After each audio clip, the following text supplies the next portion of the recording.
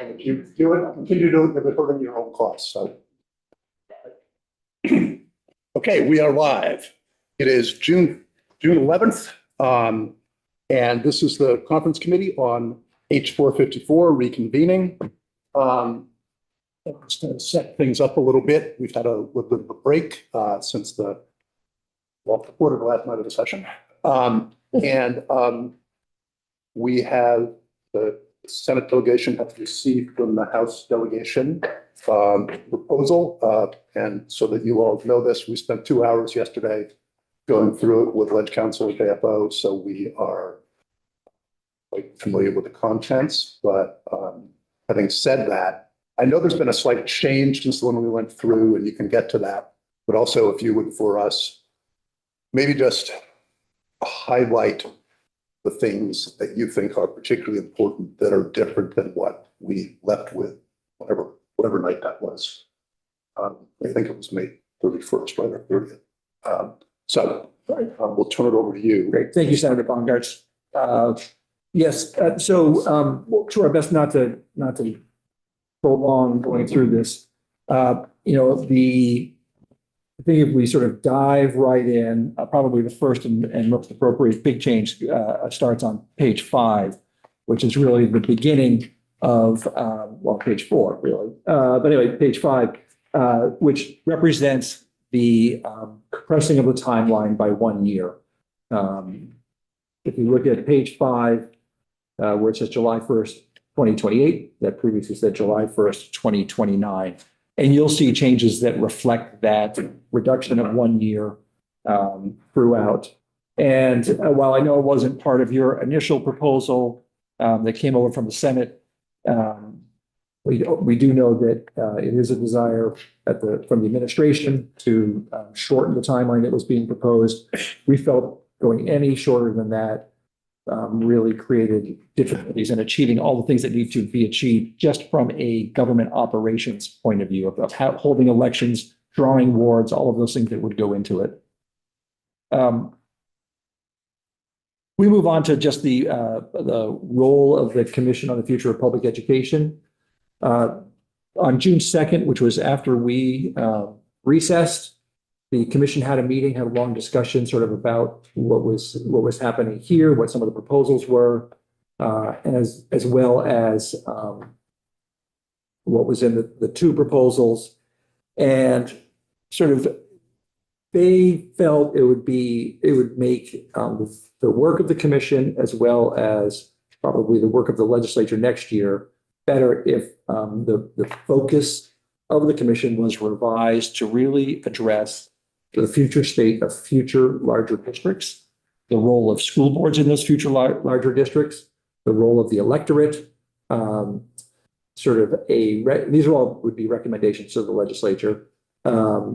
The sort of a recommendation as to monitoring the transformation. And so you see that reflected in the language here. You'll also see striking of the proposed language in the House version to look at sort of the statewide governance model that we have and making recommendations there. The current proposal, includes resourcing the State Board of Education at a high level so they can start actually doing the review of what it is they do, making recommendations for what they should do. And the AOE is continuing its work. And so to have a third entity sort of being involved in that might confuse things. This was also a desire from the administration to remove that section precisely for those reasons, just because there's a lot of work going on at both the State Board and at the AOE, and then to bring in the commission at the same time would make things a little bit confusing. So I also met with the chair and vice chair of the commission to go over some of that. And so you see this reflected here. It does include the language in our original proposal of whether there should be a process. Again, these are recommendations from the commission, whether there should be a process for a community served by an elementary school to have a voice in decisions regarding school closures. But really the rest of it are recommendations that came from the commission itself. I think it revises what was already a focus of the language that we had in terms of talking about how do you maintain, having the commission look at how do you maintain that community connection as we move to larger districts. So that's really one of the big changes you see in the role of the commission. If we go to page 19, you'll see that slight change that you commented on earlier. This was just a miss on my part, not seeing the, just a couple of words weren't in the proposal that we sent over to you. Look at number 1, blue. And this is to emphasize that the district boundary task force, as they go about their work, that we do talk about an average daily membership of not fewer than approximately 4,000, and really to the extent that that's practical. So we certainly know that to create a district of 4,000 students in an area that's vast and wide and only has 800 students is not practical. Much of the rest we've all seen previously. Page 20, there's a lot of blue there, but that's really language you've seen previously, mostly combining our 2 lists of what is to be considered by the district boundary task force.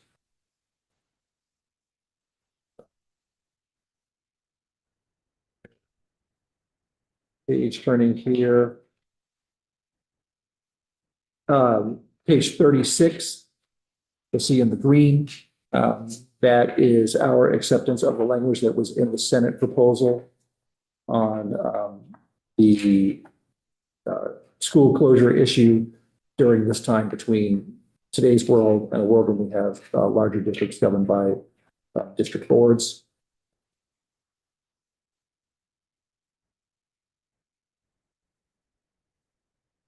I think we get to page 45. This really talks about shifting the, can you correct if I'm wrong? Yeah, do you want me to? Yeah, go right ahead. It's a combination of a move of putting the supplemental district spending funds into the school construction fund as sort of a seed money, and stepping away from that proposal. And I'll talk about that more later. And then there's also just sort of throughout the school construction section, a little bit of language to create more comfort on the treasurer's part about the obligations of the state and statute. And I believe that was a request from the administration as well. Page 52, this was the 40 versus, or the 51 versus 25 discussion we were having in terms of the percent of student enrollment in order to qualify as an approved independent school to receive public tuition.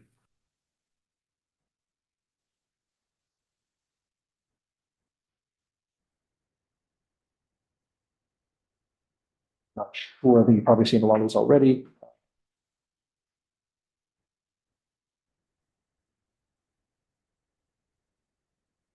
The page 70. This is moving into. That's clarifications around spending. Yes. And let me have you. Do you want me to jump in here? Yeah, jump in at this point, because I think I've gone through the parts in the governance and educational policy areas. I'm going to step back and be a little big picture for a moment, if I may. I think we're all here at this table balancing a remarkable number of competing, sometimes complementary, sometimes not interests. We have folks that are with our kids at the center, no matter what, right? That's, I think, why we're here. But we have folks who very rightly want to make sure that our schools are fully funded, no matter what those schools are. And we have folks who are incredibly concerned about their tax rates now and into the future. And a lot of the work in here was to sort of make sure that both of those needs are met.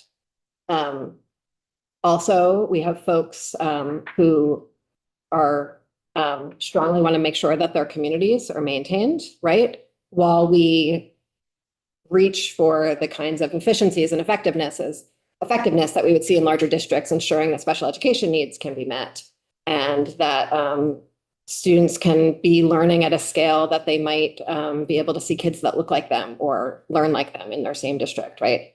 And so we're balancing all of those interests here. And I think a lot of what we'll see as we move through this, the very explicit responses to administrative concerns around clarifying costs, to rural communities' concerns around community voice.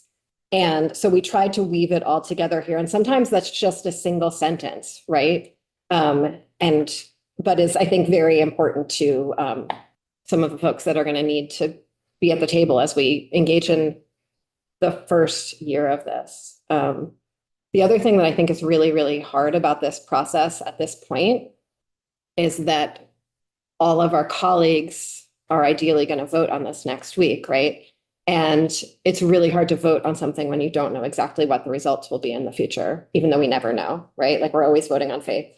But I think we've explicitly said that this is a 3-year timeline of legislative changes. It's a 10-year, 15-year timeline of transformation, right? And we have just as much work to do legislatively next year as we do this year on this, as tired as that makes me today to think about. But a lot of what I'm going to take you through from the fiscal perspective is a clarifying of costs that are included today or not included today. Places where we might stick to current law until we make decisions in the future, but are clarifying that we would not spend more money on those decisions in the future. You'll see that for CTE, for pre-K.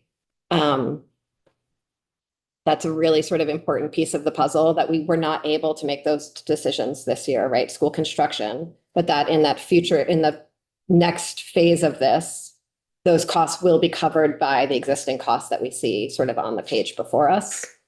I think that's a really important part of this. So you'll see that we're very explicit that special education weights are not applied to pre-K students because under current law, they're covered by EEE dollars, right? And there are a lot of decisions that need to be made about pre-K before we can take that next step because we don't yet have the data we even need to make those decisions. Similarly, CTE cannot be clarified until we know what our districts look like, right? Because maybe magically we will already have a single perfect CTE program in the middle of every single district in this future. I have no idea, right? But once we know what that looks like, once we know what the governance of CTE looks like, we can design the funding. But we do know that the funding for CTE is already built into the costs. It's built into the formula. And so it will be available for that future state. So I will take you through changes from sort of with that lens, if that's okay. Actually, one more. The last piece is that you all brought a proposal sort of late on, I also don't remember what day you were here, Senator Bongartz, but I think late on Friday about the idea that districts would be able to spend 90% of the foundation formula. And I believe the way you explained it was that you were doing that in order to meet the needs of some districts who are reasonably concerned that they will see their tax rates go up above what they are today in the future. By a significant. Yeah, by a significant amount, absolutely. Yeah. And which is a very much appreciate that concern. In doing some more analysis of it last week, if we use Barry as an example, I'm concerned that the proposal that you brought forward won't meet the needs of Barry, because Barry will be in the context of a much larger school district. Likely the voters in the towns adjoining Barry would not vote to spend less. And so if the solution that we put forward to solve the problem of the voters of Barry, taxpayers of Barry, the students of Barry, doesn't actually work because that district as a whole would vote to spend 100%, then we haven't put in the tax mitigation mechanisms we need.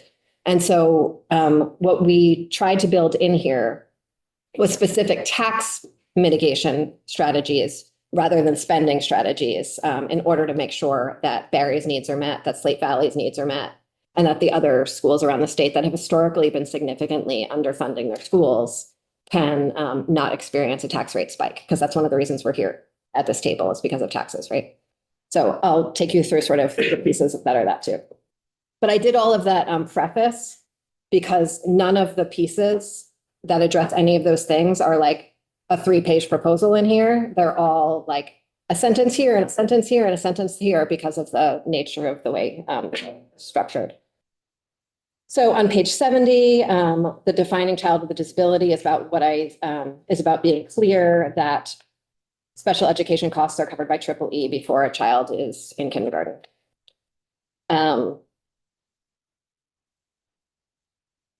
Moving through here, this is the continuing to accept your language here on how we are accounting for average daily membership. Page 74.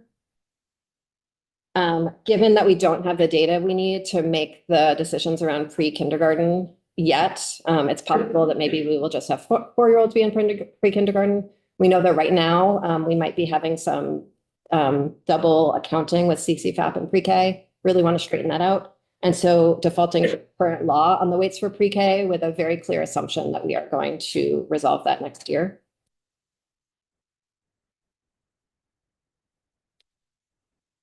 And I want to be clear, that's not a proposal, it's just a default to current law. On page 77, in response to folks who I think that are concerned that too many experts might be making decisions for the rest of us, ensuring that any future analysis of foundation formulas has the advice and consultation of professional judgment panels. And to be clear, professional judgment panels are sort of a term of art in the ed finance world. It's not just a description of some humans sitting at a table.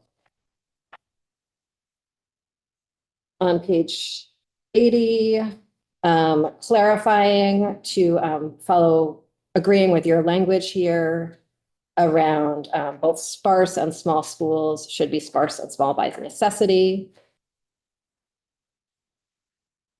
And that by necessity is something that's going to be decided by the Board of Ed. And thankfully, we do not need to decide that here at this table.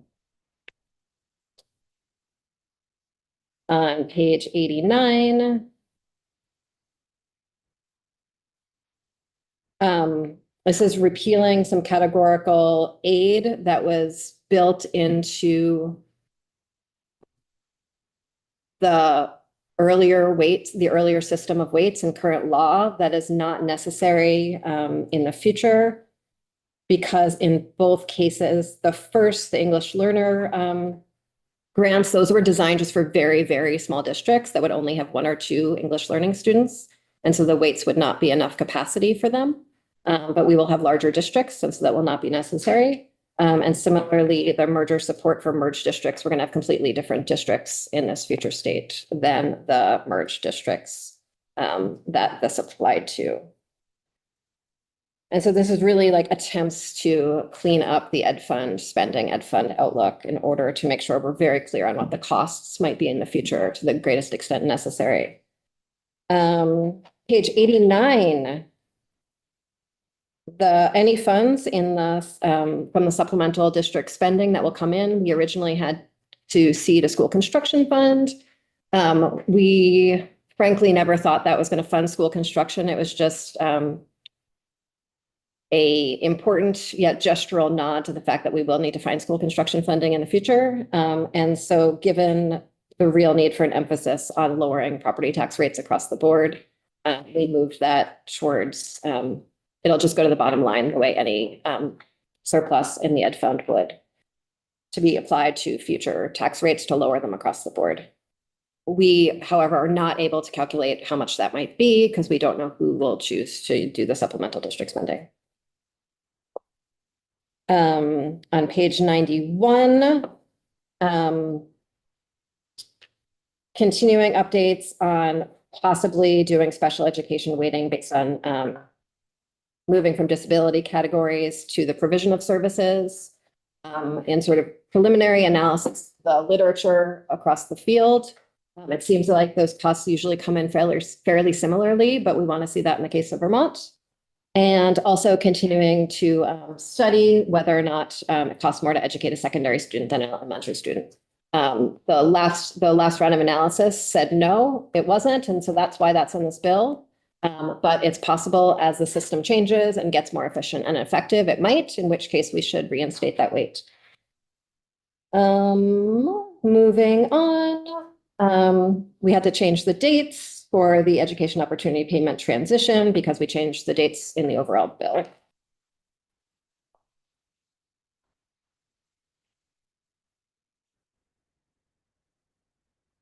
We accepted your suggestions on page 94, on page 96. Made sure we were reinstating the statewide adjustment with apologies for taking it out in the first place. It was not intentional.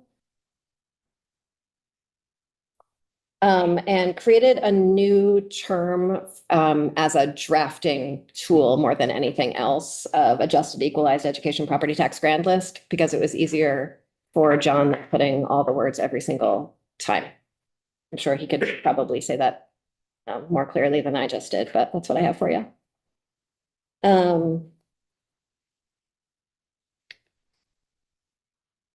Applying the statewide adjustment for the supplemental district spending. Using the adjusted grand list for that. And then in response to folks' concerns about how the supplemental district spending both will have a possibility of increasing tax rates for people, right? Increasing spending. And a concern about how the supplemental district spending could really increase inequity from district to district, right? And knowing that it's important for the transition as districts merge and figure out how to spend more efficiently and effectively. At the first year that we are at the full foundation formula, right? Because we are adjusting sort of an arc upwards and downwards on that. We would then start to titrate that supplemental district spending allowable percent downwards from 10% to 5%. We also accepted your recommendation that that's based on ADM, not weighted ADM.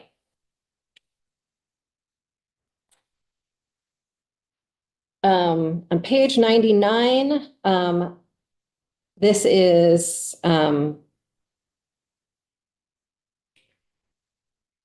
at the first piece about forecasted non-property tax revenues. That is, as I said, about having the supplemental district spending be applied to the bottom line and making sure that we figure that out.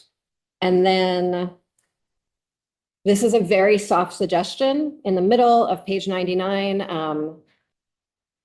I believe Senator Beck, you were the one maybe who flagged the fact that we did not have a default tax rate in statute, which is a terribly dangerous thing to have.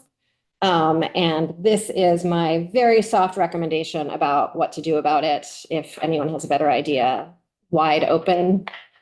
Did discuss not having a default tax rate at all, and maybe that would be scary enough, but That would be scary. given all the things that can go wrong, it felt like maybe not. And so set this at a rate that it would be a real penalty to the legislature and to Vermonters, and a real motivation to set a tax rate.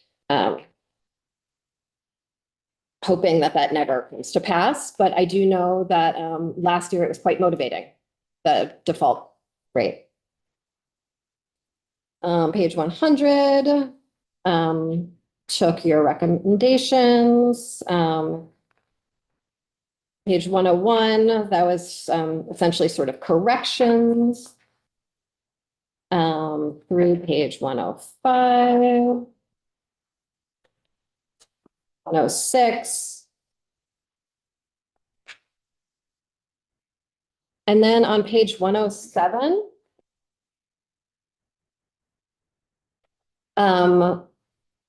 asking the Department of Taxes to make a recommendation on this final year before we have full implementation, because we will know a lot more at that point what expected offsetting revenue into the education fund will look like.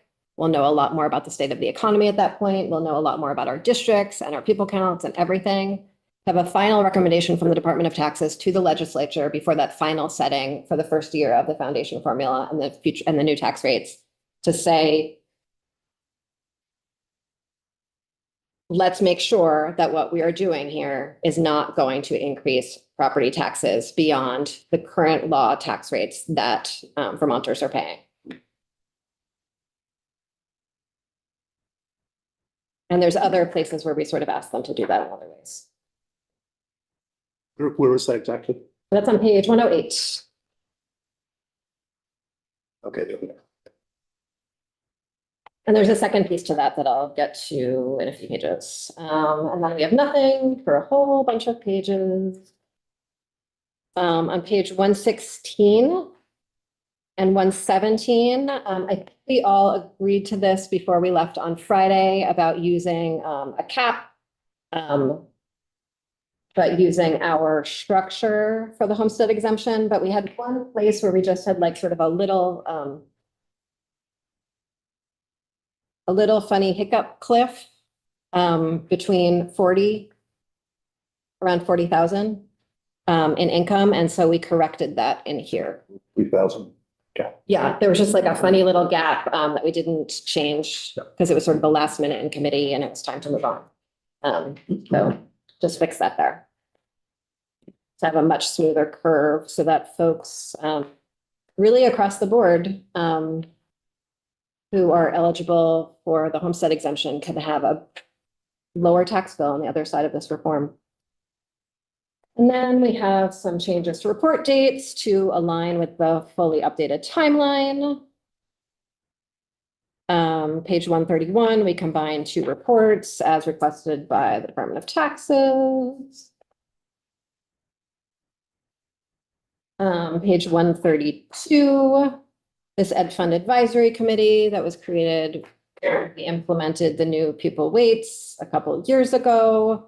We moved the date to meet your requests and the administration's requests, and then just like tweaked the language a little bit to make sure that their charge matches what this, what the current tax regime will look like.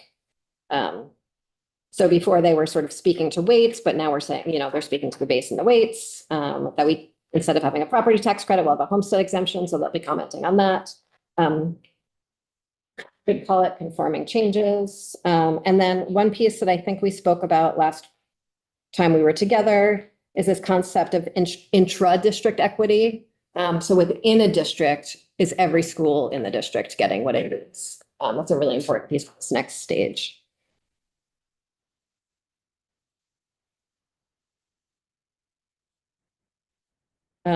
Page 134, we took out sections 58 and 59 at your request. We maintained our property tax classifications. And in order to, I think one of the concerns with the idea of a second home tax is that it will become the release lever for everything. And that will be where that will be a place where we would sort of always be able to raise taxes if spending ever needs or is desired to go out. And so in order to place some degree of cap on that, we are recommending that we match that up to the cost of the homestead exemption or the cost of keeping taxes sort of across the board low with the new foundation formula. The idea of matching up to the homestead exemption, I thought would please you, Senator Beck, to some degree, given that the homestead exemption being covered from everyone's taxes, I think has been a continued area of debate for us. And then sort of the broader question of just keeping property taxes low in this new system is where we were addressing on. So what way is it, just to make sure I understand it, Yeah. what way is it hooked up to, It's that the tax department for the first year of these new rates will essentially, once they have the data that they will receive from after they create the new forms, distribute the new forms, folks are declaring the new classifications when they file their taxes. The tax commissioner will make a recommendation around how those tax rates should be set, how the multiplier should be set in order to fulfill that goal. So the same way in, say, the December 1st letter, we have a recommendation about what the homestead and the non-homestead could be in order to meet the needs of the education fund, we would have a recommendation on how to set that tax rate in order to accomplish that purpose. It's very challenging, as I'm sure you're all aware, to make promises about something that's a few years from now, while still offering strong assurances of intent. And so that's what the goal is here. If you have stronger language, we are quite happy to hear it. And then the regional assessment district language. Just. Oh, yeah, no, I'm sorry. Correct. Absolutely, yeah, So we're trying to. yeah. How do we keep, you've sort of suggested that somehow it doesn't just become a cash cow to fund additional spending. How does that actually happen? Okay. I get the factors of recommendation. Yeah. But okay, then what? So the foundation formula in and of itself is a really, really important step in cost containment. And I would say cost stabilization more than anything else. So once we move to a foundation formula, we will not see the same year over year spikes. It will follow sort of a steady, consistent trajectory of standard inflation with appropriate inflationary measures. As long as, some of the other work from the Agency of Education, the bill happens, that should be true.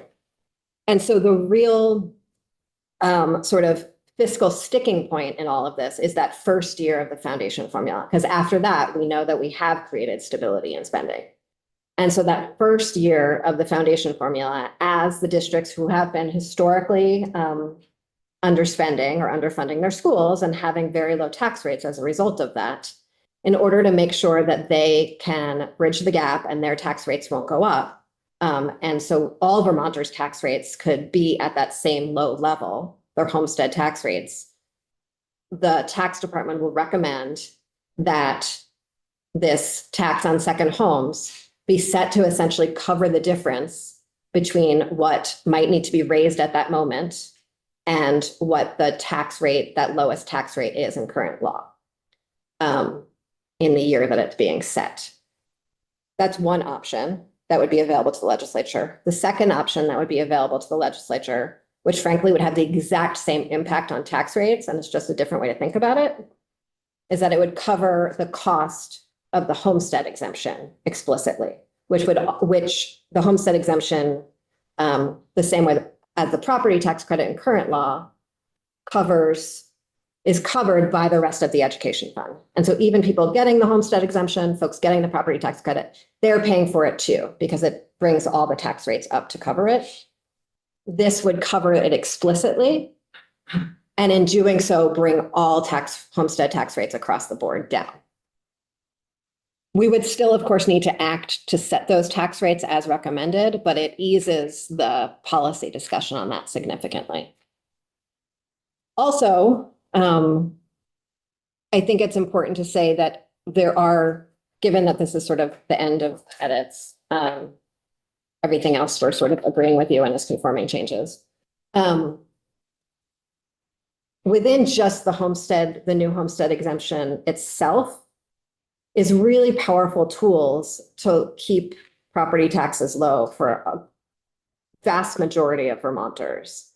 And so if we look at the case of, say, Barry or Slate Valley, the homestead exemption in and of itself, I think, solves the problem of concern around higher tax rates. But that might not be true in every single town throughout the state. And we don't know which towns will join which districts, and so how everything will play out. So really wanted to add sort of this second mechanism as we're entering this new period of very stable taxes, because we'll have very stable spending. That's also why we added those other pieces around clarification of where the ed fund, the other items in the ed fund outside of the base and weights can be stabilized as well. And so I think that is our proposal. Thanks for your patience while I talked. Just a Yeah. regarding that construct, do you have any modeling or anything that? We could maybe look at some modeling. I think what's really hard about this for all of us and has been up until this point is that we're modeling things that are happening many years out and the number of assumptions that we have to build into that around sort of current law, I think can be challenging in terms of the implications that people take from them. But yes, we can figure out a way to show you all that. It's certainly not imaginary, like we've been working spreadsheets. One of the issues that the governor has talked about is wanting to make sure that we're not spending more money than we are today. Going forward, and does what you put in front of us achieve that? I believe it achieves that. And again, there's a lot of sort of outstanding questions before us. And so I think it's going to be a question about us also having the fiscal discipline with the issues that still need to be decided next year to make sure that it's covered within the existing system. But yes, 100%. And I think the other piece that is also implicit, not explicit in the bill, because it's more something to say than something to put in legislative language, is that the way that the foundation formula is calculated is it's always calculating what the most efficient and effective way to spend those dollars towards outcomes are. And so as the system becomes more efficient and effective, as we have the new districts, as special education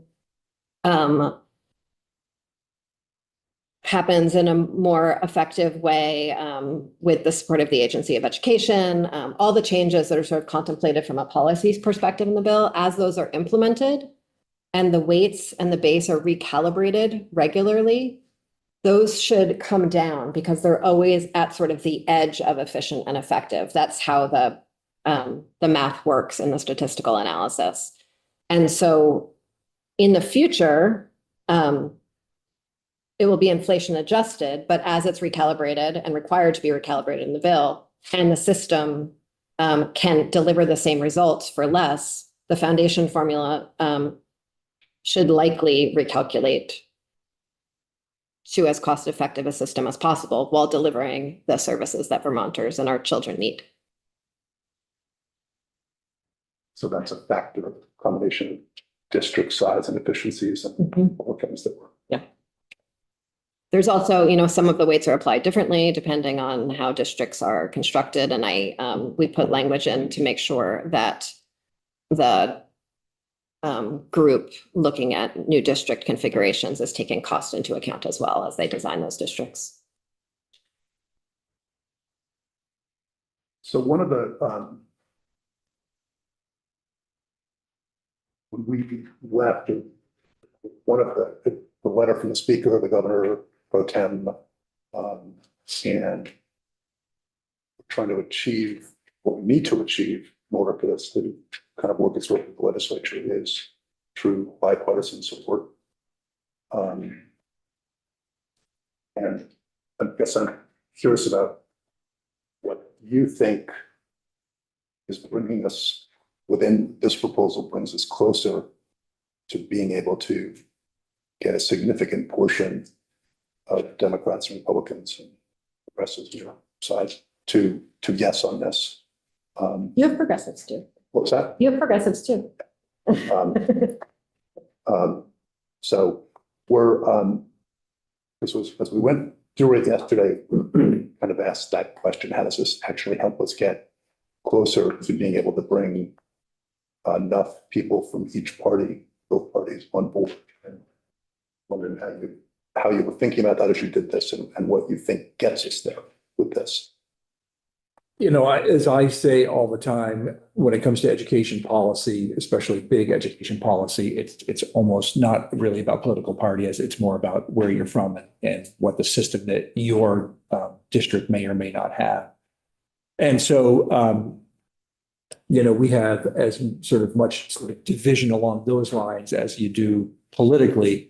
And I think we've really put in here, while keeping our eye on the prize, which is a more efficient system that stabilizes funding, has a predictable funding system, but really also keeps students at the center but also keeps taxpayers in mind. You know, you'll see throughout this sort of nods to various things. So, you know, we had groups of rural areas bring forward a number of concerns that we have tried to address in here. We have, you know, the big concern about tax rates in areas that will be better funded than they were previously. The homestead exemption, you know, really is probably the best buffer for that, as opposed to a vote, since a vote can go up or down. It doesn't necessarily provide that safety net of a buffer the way the homestead exemption does. You know, the timeline continues to be, I think, at the timeline that we have is not as aggressive as the governor's, but again, I think that made many people nervous. Whereas the longer timeline proposed in both of our proposals makes the administration nervous. And I think that we have found sort of the area between the two that I think is achievable. It's achievable with the legislature really needing to pull down and pay for everything that has to go into creating new districts. Other thoughts? I think that's exactly what I was thinking, with the incorporation of some of the issues that were maybe surrounding the rural districts, trying to get some of that language in there, and making it a little bit more clear on the spending aspect of the foundation formula, making sure it's not spending more than we currently are. I think it's going to obviously help a lot in bringing people to. You know, so much of it is intent because we can't sort of bind a future legislature, but I think that, you know, we have the you know, the commission sort of revised goal and work in mind. I think goes to address both sort of concerns about keeping community and larger districts connected. We have the district boundary task force incorporating some of the concerns that both the independent schools and rural schools have brought up about making sure that supervisory unions are part of the conversation. The professional judgment panels were important, I think, for rural communities.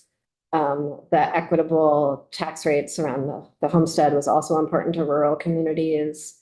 And then just really like a lot of we went through the side by side and just a lot of the governor's like very specific language recommendations are integrated in here. Accepted your recommendations on class sizes, sort of the lower class size minimums. And that's right there. That's I think a really good example of the governor's proposal was about had higher class size minimums than the House. And then the Senate had the lowest class size minimums. We went with the lowest class size minimums in order to make sure that rural communities felt more comfortable with this process. And so that's, I think, a really good example of a place where we were like meeting your request, meeting rural communities' requests, not meeting the administration's requests. And I think in each of these places, we're like trying to balance all of those. And it feels like maybe one of those bills where everyone has something. But I do agree, the biggest part for tripartisan support is balancing this need to fund schools fully and sufficiently and making sure that taxpayers are better off on the other side of this. And I think we go a long way with our work on the homestead exemption and the language really requests from tax about ensuring that taxpayers aren't paying more on the other side of this in a very specific community by community way.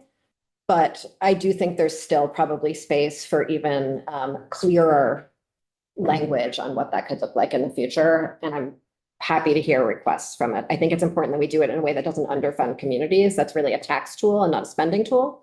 But I think there are lots of opportunities for that.